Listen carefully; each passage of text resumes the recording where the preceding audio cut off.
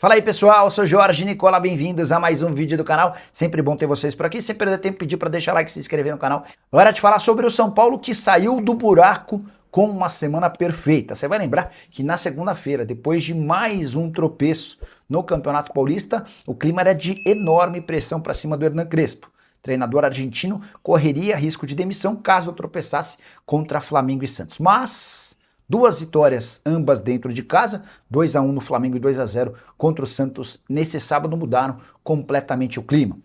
O São Paulo é um dos líderes do Campeonato Brasileiro depois de uma rodada e foi a 7 pontos no Campeonato Paulista, ocupando nesse momento a 11ª colocação, mais distante da zona do rebaixamento e até com chances de classificação para a próxima fase. O São Paulo vai precisar vencer os dois últimos jogos contra a Primavera fora de casa, Primavera em casa, perdão, e Ponte Preta fora para assegurar a sua passagem para o mata-mata, certamente com 13 pontos, e o São Paulo estará entre os 8 classificados.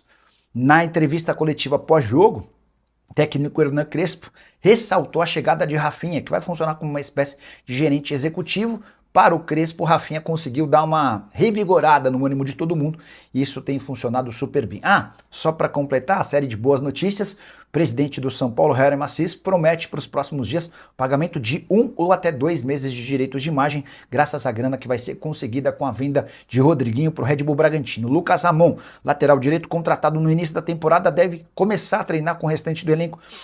A partir dessa segunda-feira já havia contado para vocês que o São Paulo e o Mirassol enfim se acertaram para a transferência imediata do lateral direito. Para completar sobre o tricolor, Crespo foi perguntado sobre a chance de Marcos Antônio virar reforço do Flamengo. E a resposta, abre aspas, interesse do Flamengo é normal.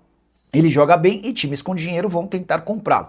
Mas o Marcos Antônio tem um preço e a diretoria vai colocá-lo esperar. Reparem que o Crespo não garantiu a permanência do Marcos Antônio. Já contei para vocês ao longo da semana que o volante, que fez bom jogo contra o Santos, pretende se mudar para o rubro-negro.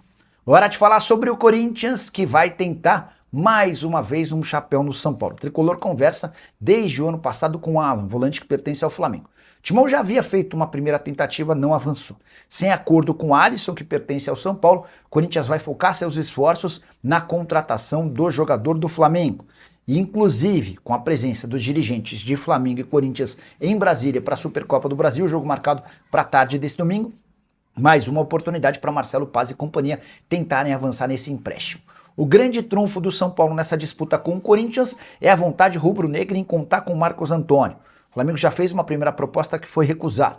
Fará uma segunda e pretende utilizar o Alan como moeda de troca para convencer o São Paulo a vender o Marcos Antônio. E é isso que torna o Corinthians alguém com menos chances da contratação do Alan, volante que nem sequer foi relacionado para a decisão da Supercopa do Brasil. Detalhe importante, Saul, que passou por cirurgia e está completamente sem condição de jogo, está entre os relacionados do Flamengo para a decisão em Brasília. Ele viajou com o elenco, está junto da delegação. O Alan, em boas condições físicas, não foi nem sequer relacionado, algo que já havia acontecido no Intercontinental de Clubes do ano passado, o torneio que foi disputado no Catar. Você gostaria do Alan no seu time? Qual o valor dele? O que você pensa sobre o jogador do Galo? Já usa o espaço para comentário e registra a sua opinião, beleza? Hora de falar sobre o São Paulo, que terá a partir da segunda-feira mais um reforço. Lucas Ramon, lateral direito de 31 anos de idade, que havia assinado um pré-contrato com o tricolor na virada do ano, enfim, foi liberado pelo Mirassol. Mas a negociação foi das mais complicadas e precisou da contribuição de Adriano Espadoto, que é representante do Lucas Ramon. Você não entendeu nada, eu explico. Lucas Ramon assinou pré-contrato com o São Paulo e só poderia chegar antes do fim do seu vínculo com o Mirassol, em 4 de abril, com a aprovação do time do interior. São Paulo chegou a oferecer R$500 mil de compensação e ouviu um não. São Paulo chegou a sugerir os empréstimos do volante Luan e do zagueiro Tolói. Mirassol também disse não. A pedida do Mirassol era de R$2 milhões e o São Paulo disse que não pagaria R$2 milhões para antecipar a chegada de um lateral que em 3 meses seria reforço do São Paulo sem custos. No fim das contas, o Adriano Espadoto acabou cedendo e deixou 25% dos direitos que pertencem ao Negueba e eram dele para o Mirassol. Diante desse contexto, Lucas Ramon foi liberado e passa a integrar o elenco do tricolor a partir de segunda-feira para disputar a posição com o Cedric e com o Mike é grande a chance de o Lucas Ramon se tornar titular, até porque os dois laterais do São Paulo não têm dado conta do recado. Bora falar sobre o São Paulo e a limpa continua.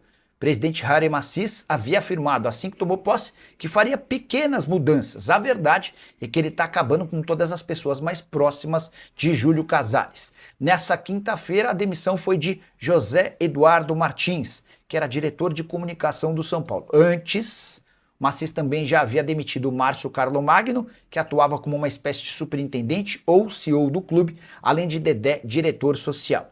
Também dá para cravar que Mara Casares e Douglas Schwartzman, diretora feminina e diretor da base, não voltarão em hipótese alguma. Eles haviam sido afastados, pediram para se afastar depois da divulgação daquele áudio absolutamente comprometedor que causou o impeachment de Júlio Casares.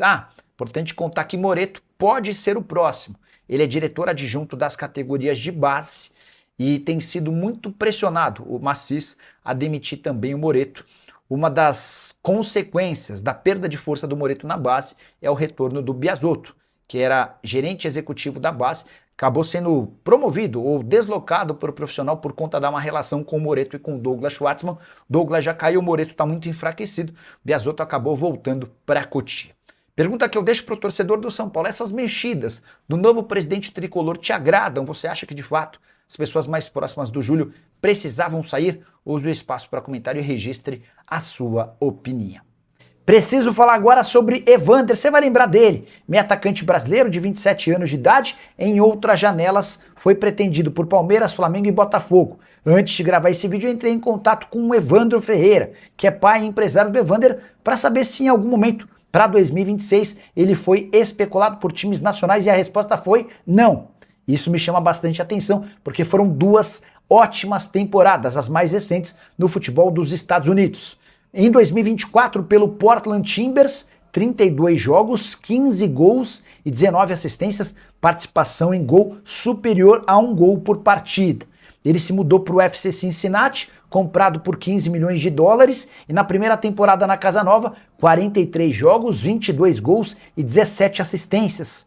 Por 2 anos seguidos, o Evander esteve na seleção da Major League Soccer ao lado de Lionel Messi. E aí vale a lembrança de que o Lúcio Acosta, que tem jogado muito bem pelo Fluminense, que o Almada, que arrebentou com a camisa do Botafogo, foram alguns dos atletas que fizeram sucesso nos Estados Unidos, talvez nem tão grande quanto o Evander, e acabaram por continuar a jogar bem no futebol nacional. Caberia no seu time do coração? Já usa o espaço para comentário e registra a sua opinião, beleza? E Michael não é mais jogador do Flamengo, mas não se acertou ainda com o Al-Ula, equipe da 2ª divisão da Arábia Saudita. Antes de gravar esse vídeo, consultei uma fonte ligada ao atleta que afirmou o seguinte: não tem nada definido ainda sobre o time saudita. Por enquanto, todas as possibilidades estão abertas, inclusive da permanência dele no Brasil, fecha aspas, disse essa pessoa muito próxima do atacante. Michael, de 29 anos de idade, precisava se desvincular do Flamengo para buscar outras alternativas. Recentemente, o Michael esteve na mira do São Paulo e do Corinthians. Dá para dizer que existiram negociações, mas hoje São Paulo e Corinthians desistiram de contratá-lo. Sabe por quê? A pedida do Michael foi de 2 milhões de reais por mês de salário, além de luvas de 4 milhões de euros. A gente está falando de mais ou menos 25 milhões de reais que seriam parcelados como prêmio pela assinatura do contrato até o fim do vínculo. São Paulo e Corinthians consideraram a pedida fora da realidade e retiraram-se das negociações. A menos que o Michael aceite condições bem inferiores, não dá para imaginar que ele seja contratado pela dupla paulista.